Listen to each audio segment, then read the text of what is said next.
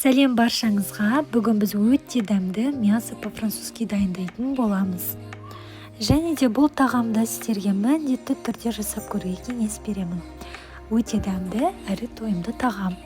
Егер менің видеоларым ұнаған болса, лайк басып комментарий қалдыруыңызды өтінемін. Астарыңыз дәмді болсын.